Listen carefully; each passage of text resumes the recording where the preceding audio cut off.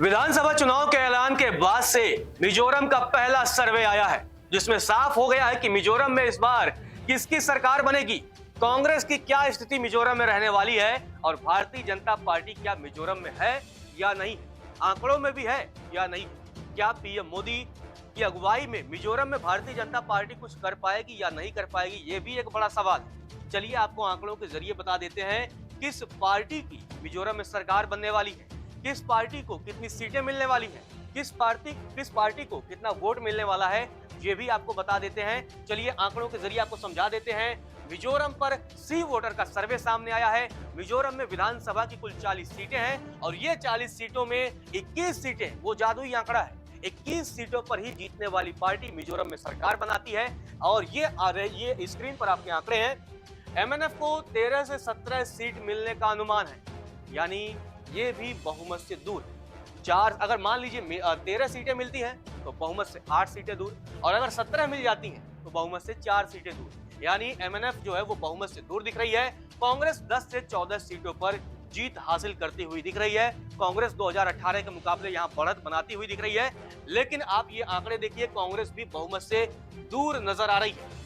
JPM 9 से 13 सीटों पर कब्जा जमाती हुई दिख रही है। अन्य के खाते में 1 से 3 सीट जाने की संभावना है, यानी मिजोरम में किसी भी पार्टी को क्लियर मेजॉरिटी मिलती हुई नहीं दिख रही है। ये जो है कहीं ना कहीं हंग असेंबली की जो है संभावना जताई जा रही है। सी वोटर का जो सर्वे आया है उसमें ये साफ हो रहा है कि इस बार मिजोरम में किसी भी पार्टी की जो है सरकार बनते हुए नहीं दिख रही है। आपको बता दें कि एमएनएफ इस वक्त मिजोरम की सत्ता में है और उसको भी जो है वो बहुमत मिलता हुआ नहीं दिख रहा है। वो बहुमत से एमएनएफ भी जो है वो दूर दिख रही है। 13 से 17 सीटों पर उसके जीत की संभावना है और ऐसी स्थिति में मिजोरम में किसी भी पार्टी की सरकार बनती हुई नहीं दिख रही है। लेकिन 2018 के कंपेयर अगर आप करेंगे तो आप देखेंगे कि राज्य में कांग्रेस की जो स्थिति है वो कहीं ना कहीं बहुत तेजी से बढ़ी है। चलिए 2018 के नतीजों से आपको क्लियर कर देते हैं किस पार्टी की क्या स्थिति है, कौन की पार्टी कितनी मजबूत हुई है। अब आप बात कर लेते हैं कि 2018 में 26 सीटों पर एमएनएफ को जीत मिली थी। अब ये आंकड़ा घट करके 13 से 17 हो जाएगा। और वहीं आप देखेंगे कि 2018 में एनएमएफ को क्लियर मेजॉरिटी मिली थी, लेकिन अब ये आंकड़ा बहुमत से भी दूर हो रहा है। 5 सीटों पर कांग्रेस को 2018 में जीत मिली थी। अब कांग्रेस का जो सीटों की संख्या है वो 10 से 14 तक बढ़ रही है, यानी लगभग 2 गुना से लगभग 3 गुना कांग्रेस की सीटों की संख्या में इजाफा देखा जा रहा है।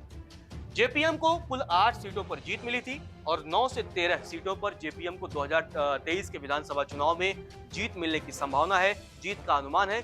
यानी जेपीएम के भी सीटों की संख्या कहीं ना कहीं थोड़ी सी बढ़त देखी जा सकती है। अगर 9 भी मिलते हैं तो पिछले बार के मुकाबले 1 सीट का इजाफा होगा। अन्य की बात कर ली जाए तो अन्य के खाते में 2018 में 1 सीट गए थे, इस बार ये संख्या जो है वो 1 से 3 रह सकती है।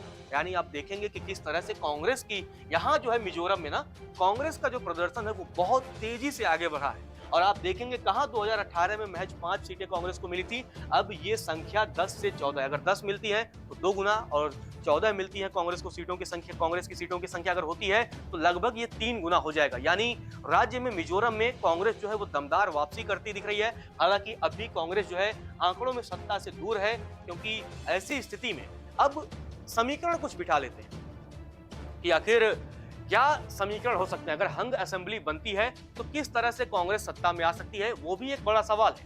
क्योंकि एमएनएफ अगर बात कर ली जाए 13 से 17 और जेपीएम से अभी तो गठबंधन उसका रहा नहीं है, लेकिन राजनीति में कुछ भी हो सकता है। ऐसी परिस्थिति में ये बात देखना दिलचस्प होगा क्या एमएनएफ जो है वो जेपीएम के साथ जाएगी या नहीं। लेकिन कांग्रेस और जेपीएम साथ जा सकती है। अगर कांग्रेस को यहाँ मान लीजिए 10 या 14 में से कुछ भी सीटें मिल जाती हैं और 9 या 13 में से जो भी जेपीएम की संख्या हो जाती है, तो दोनों पार्टियों की अगर संख्या को आप जोड़ लेंगे, जो नतीजों में तब्दील होंगे, उससे कांग्रेस की सरकार बनने की राज्य में संभावना है।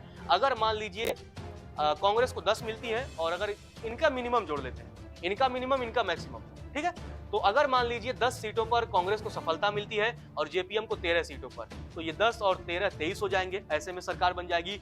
अगर जेपीएम के मिनिमम और कांग्रेस के मैक्सिमम को जोड़ लेंगे तो आप तब भी देखेंगे कि ये सीटों की जो संख्या है वो 23 हो जाएगी। ऐसी स्थिति में जेपीएम और कांग्रेस जो है वो राज्य में सरकार बना सकती है। हालांकि ये कहना जल्दबाजी होगी, चुनावी नतीजे ही स्पष्ट करेंगे कि किसकी सरकार बनेगी, उसके बाद पार्टी आलाकमान जो है वो तय करेंगे कि वो किसकी सरकार बनेगी। चलिए आपको वोट शेयर के हिसाब से भी बता देते हैं किस पार्टी को कितने वोट मिलने की संभावना है और 2018 के कंपेयर में किस पार्टी को कितना नुकसान हुआ है, किसको कितना फायदा हुआ है। एमएनएफ की बात कर लेते हैं। 2018 में 37.70% वोट मिले थे। अब ये आंकड़ा घट करके 31% पर रहने की संभावना है।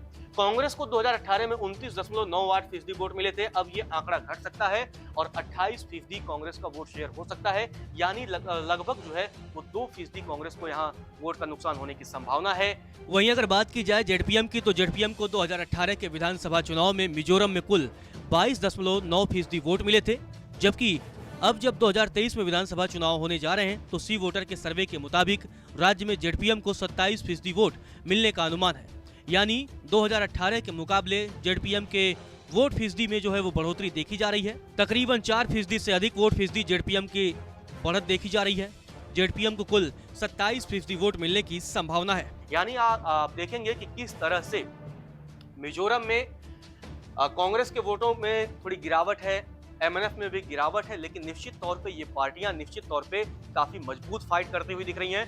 और फिलहाल जो सर्वे के नतीजे आए हैं उसमें तो एक बात क्लियर है कि इस बार मिजोरम में किसी भी पार्टी की सरकार बनती हुई नहीं दिख रही। नमस्कार, मैं हूं मानक गुप्ता। अगर आपको हमारा ये वीडियो पसंद आया हो तो इसे लाइक और शेयर जरूर करें, और हाँ, हमें सब्सक्राइब और फॉलो करना ना भूलें ताकि आप देश और दुनिया की कोई खबर मिस ना करें। तो जुड़े रहिए हमारे साथ और देखते रहिए न्यूज़ 24।